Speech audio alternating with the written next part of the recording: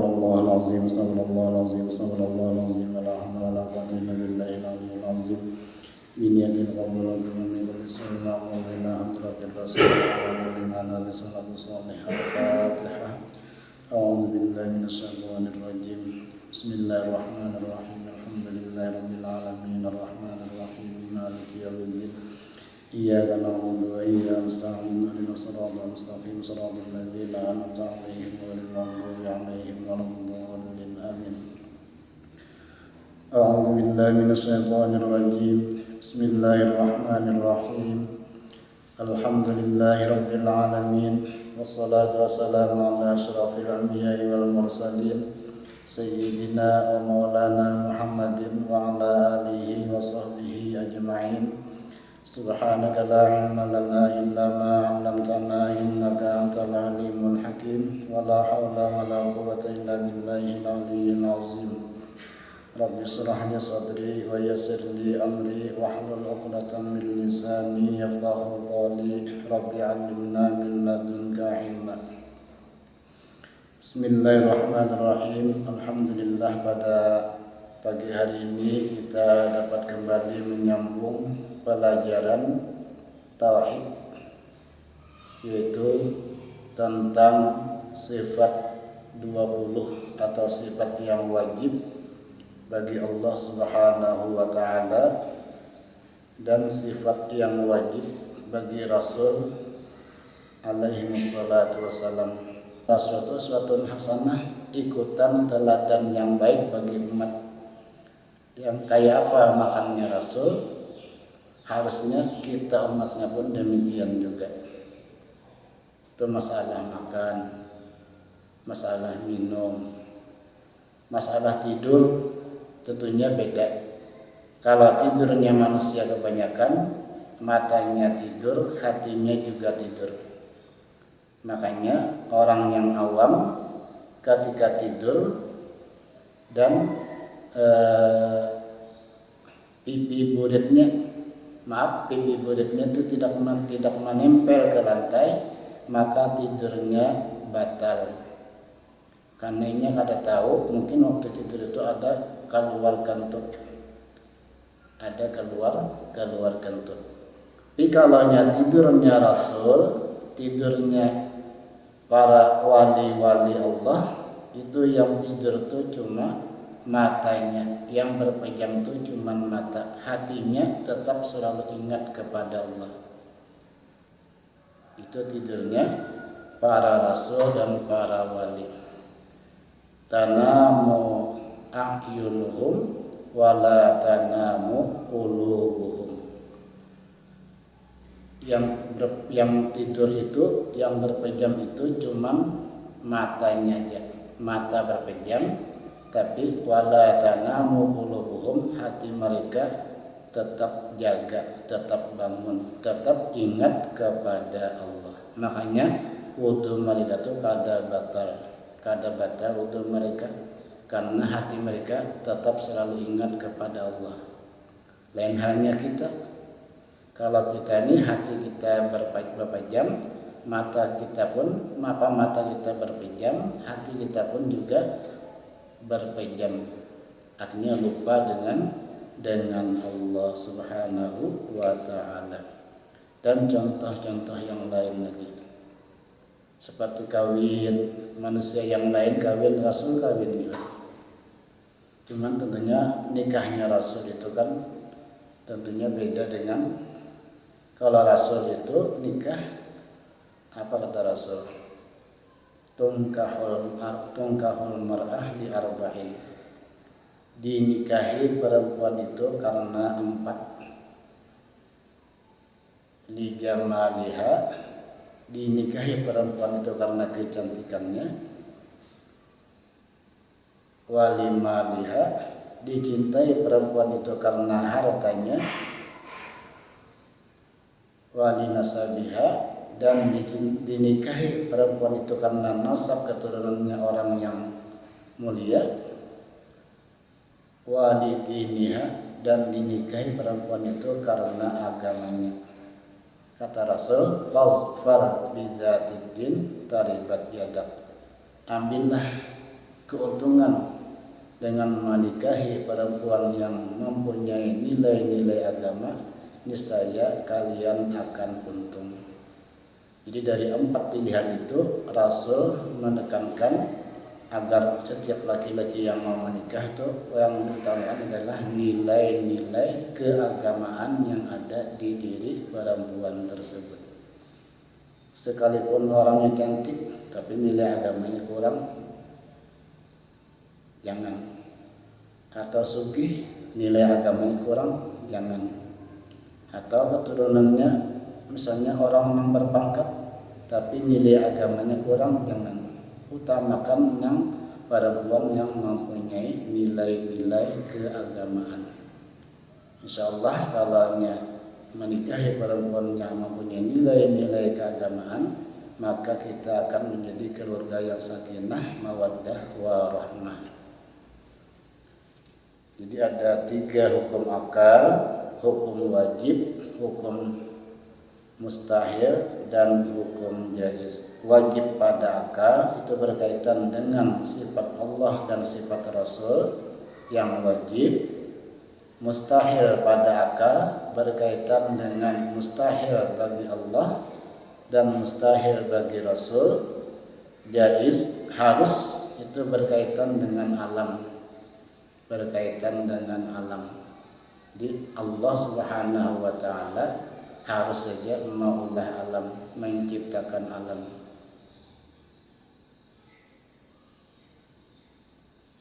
Seandainya alam tidak Allah ciptakan, ya ada apa-apa, tidak ada apa-apa. Cuman Allah menghendaki menciptakan alam. Itu apa?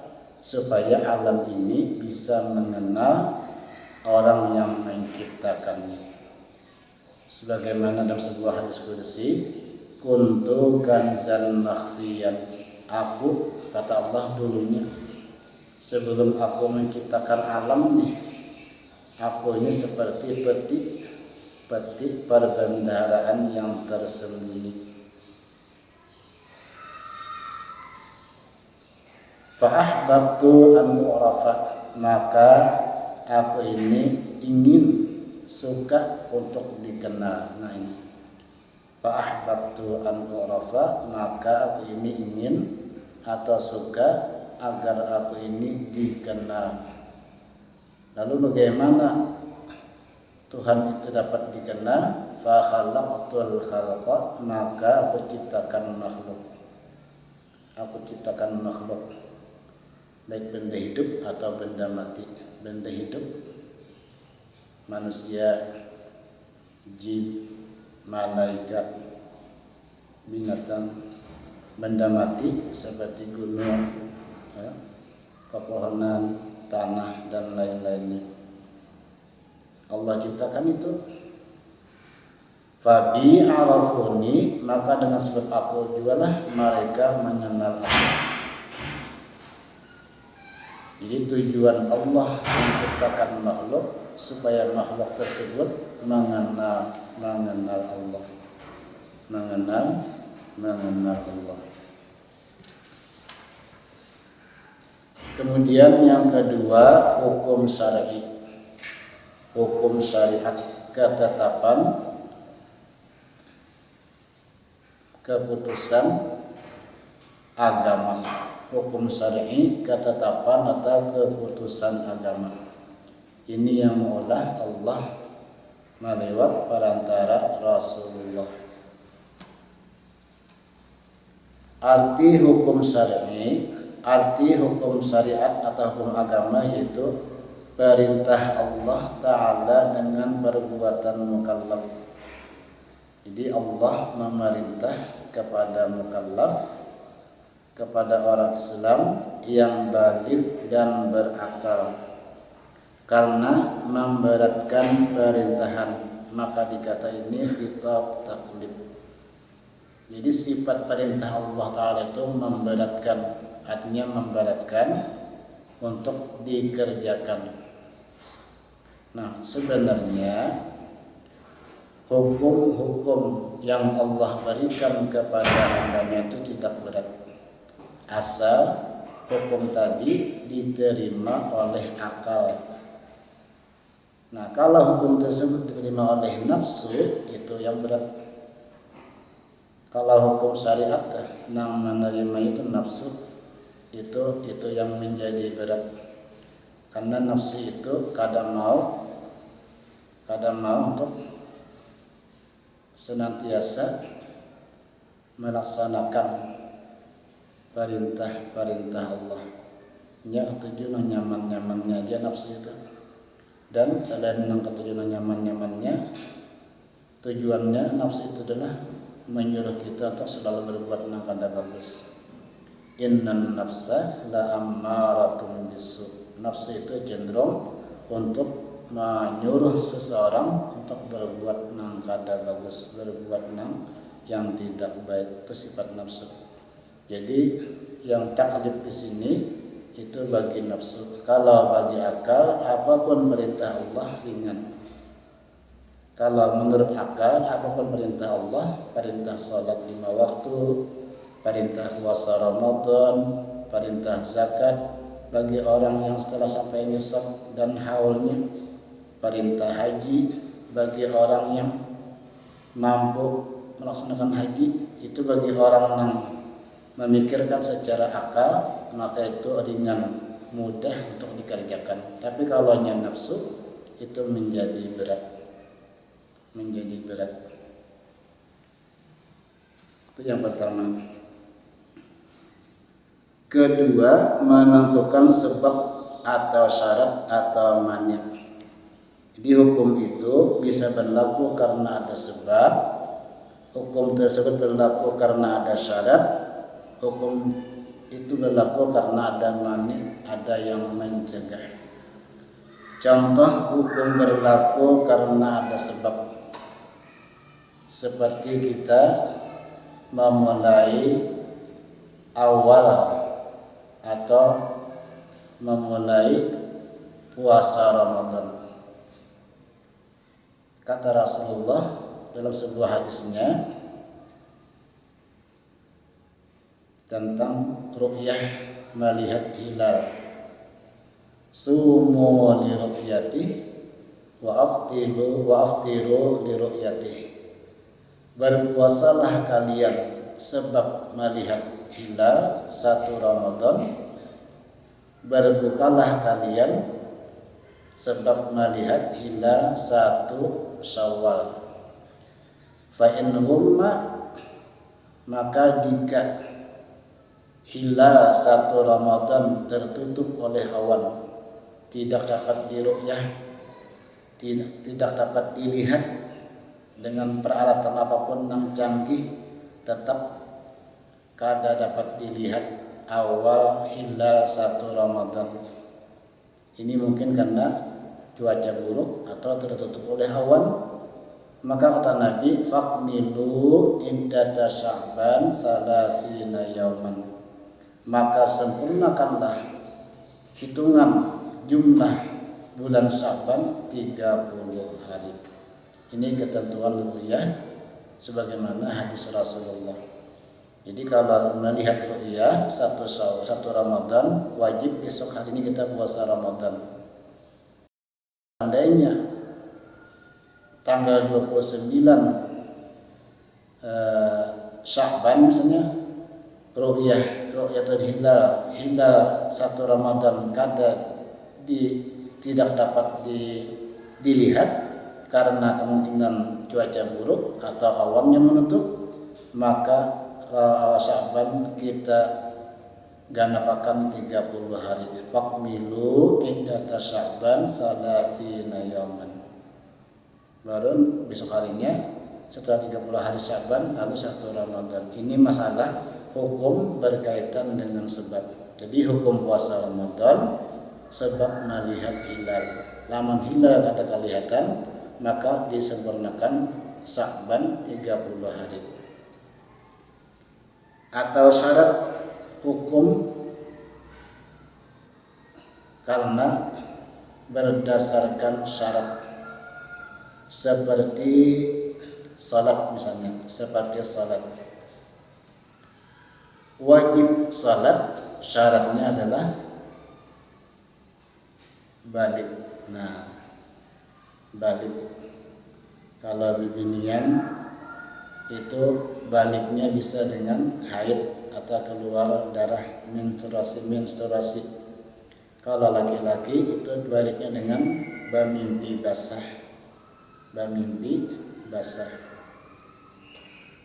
Itu bila sudah bibinian itu min atau lelakian bamimpi basah, maka wajib melaksanakan kewajiban agama seperti sembahyang 5 waktu, puasa Ramadan, dan lain-lain kewajiban agama. Itu namanya hukum berdasarkan keputusan dari syarat. Kalau misalnya syaratnya tidak ada, maka kada wajib sembahyang. Di antara syaratnya ada, misalnya tadi belum balik lagi, kada wajib sembahyang. Cuman, nah ini agama mengatur, walaupun anak-anak yang belum balik itu belum wajib sembahyang, tetap agama mengatur untuk dididik supaya melaksanakan sembahyang sebelum dia balik.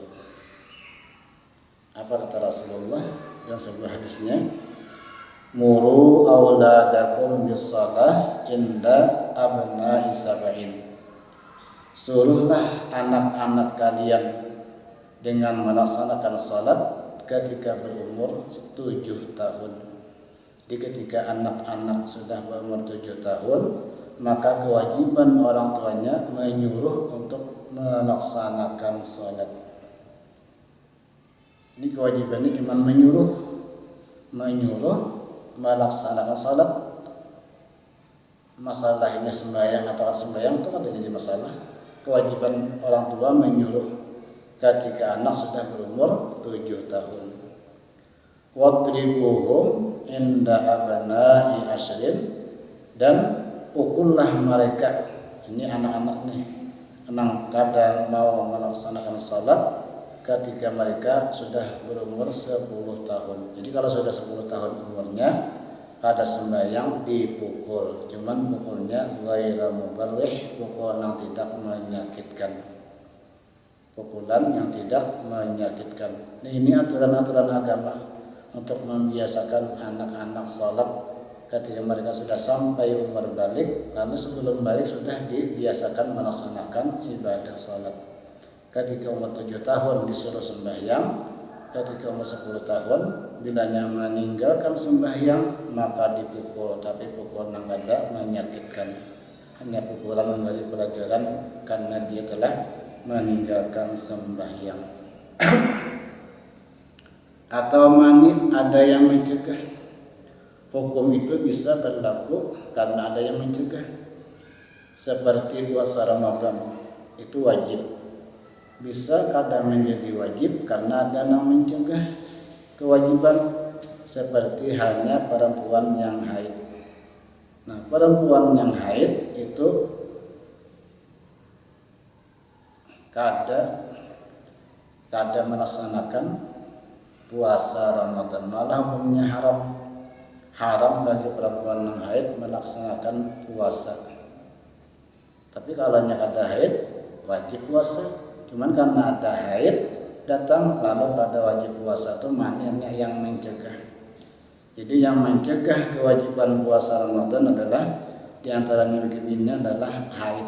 Karena haid lalu dicegah daripada melaksanakan puasa Ramadan. Atau misalnya perempuan dilarang berhenti dalam masjid karena haidnya, karena yang mencegah itu haid, maka perempuan tadi dilarang untuk masuk ke dalam masjid. Maka itulah yang dikata khitabul wad'i ngarannya. Maka terbahagi hukum itu kepada 2 makna. Jadi makna khitab taklib dan makna khitabul wad'i sudah tadi didasarkan. Maka terbagi hukum syar'i dengan dua makna ini atas 7 bagian yang tersebut di bawah ini. Pertama, hukum syariat itu ada yang bernama wajib. Wajib. Apa arti wajib? Barang yang dapat pahala jika dikerjakan dan dapat dosa jika ditinggalkan. Apa aja hukum agama? Nah, hukumnya wajib. Salat 5 waktu wajib.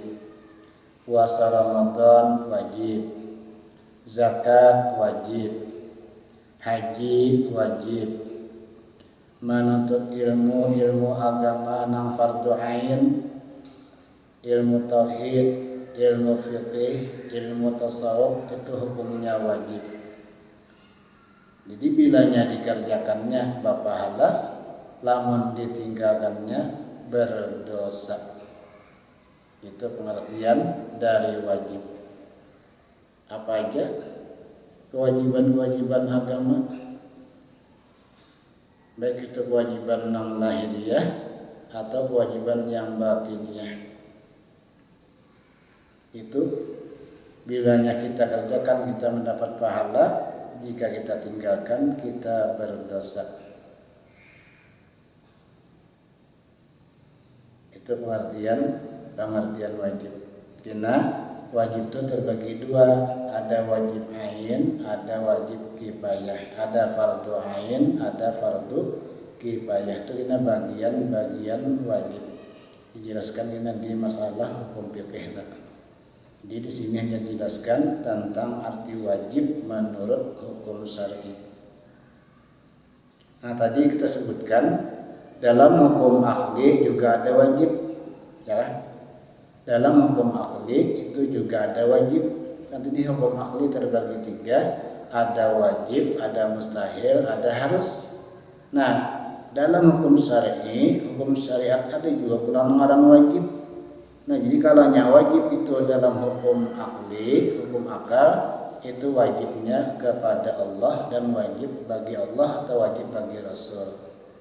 Kalau wajib ini terdapat di hukum syar'i, hukum syariat, maka wajib ini wajib bagi kita mukallaf, kita anak Islam yang sudah balik dan berakal. Itu bedanya. Perbedaan wajib menurut dalam hukum akli, wajib dalam hukum syar'i. Kalau wajib dalam hukum akli itu berkaitan dengan sifat-sifat Allah dan sifat-sifat Rasul. Tapi kalau wajib pada hukum syar'i ini berkaitan dengan pekerjaan hamba, terutama hamba yang iman dan Islam. Seperti tadi wajib melaksanakan sembahyang 5 waktu, wajib melaksanakan puasa Ramadan sebulan penuh tanpa halangan, wajib menunaikan zakat kalau sudah sampai nisab dan haulnya, dan wajib pula melaksanakan ibadah haji bagi yang mampu berjalan ke sana ke Makkah al-Mukarramah. Nah, jika semua kewajiban itu kita kerjakan, kita mendapat pahala. Tapi kalau kita tinggalkan, kita mendapat dosa. Kita mendapat dosa. Namun ditinggalkan kewajiban-kewajiban tadi, ditinggalkan, itu kita mendapat dosa. Nah, di antara kewajiban kita adalah menuntut ilmu agama. Sudah kita pelajari sebelumnya tentang hadis Nabi, talabul ilmi faridatun ala kulli muslimin. Menuntut ilmu itu hukumnya wajib atas tiap-tiap orang Islam. Dan hukumnya kewajiban ilmu sini bertahap. Pertama dulu ilmu yang fardu ain, seperti ilmu fiqih, ilmu tauhid, dan ilmu tasawuf, ilmu akhlak. 3 ilmu ini dulu yang kita wajib kita dahulukan sebelum kita mempelajari ilmu-ilmu yang lainnya. Para siswa dan siswi yang Bapak banggakan, mungkin hanya sampai di sinilah majelis kita, yaitu sampai hukum syar'i yang pertama yaitu wajib. Insyaallah nanti kita sambung di pertemuan berikutnya hukum syar'i sunnat dan sampai kepada batil. Demikian apa yang Bapak sampaikan. Mudah-mudahan apa yang Bapak sampaikan menjadi ilmu pengetahuan yang bermanfaat bagi kita semua dan dapat kita amalkan dalam kehidupan kita sehari-hari selaku umat yang beragama. Ala hadhihi niyat wa ala kulli man salafus salih wa ila hadratin nabi al-fatihah. A'udzu billahi minasyaitonir rajim. Bismillahirrahmanirrahim. Alhamdulillahirabbil alamin arrahmanir rahim maliki yaumiddin. Iyyaka na'budu wa iyyaka nasta'in ihdinas siratal mustaqim siratal ladzina an'amta 'alaihim ghairil maghdubi 'alaihim waladdallin. Amin. Bismillahirrahmanirrahim. Alhamdulillahirabbil alamin wassalatu wassalamu ala asyrafil anbiya'i wal mursalin wa ala alihi washabbihi ajma'in. Allahumma awninna bil ilmi wa zayyinna bil hilmi wa akrimna bit taqwa wa jamilna bil afiyah. Allahumma arzuqna fahman nabiyyin hifzal mursalin. Allahumma faqihna fid din wa alimna ta'wil. Allahumma 'allimna al hikmata wa ta'wil al Qur'an. Allahumma arina al haqqa haqqan warzuqna ittiba'ah wa arina al batila batila warzuqna ijtinabah. Sallallahu alaihi wa sallam Muhammadin wa ala alihi wa sahbihi wasallam. Alhamdulillahirabbil alamin.